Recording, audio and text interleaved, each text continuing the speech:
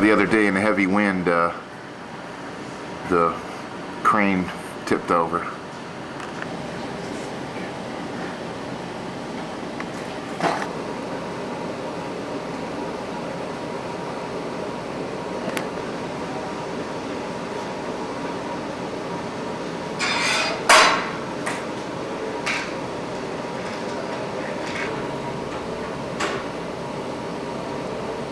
Looks like it fell across the tracks, and then they cut it in half and moved the top part over.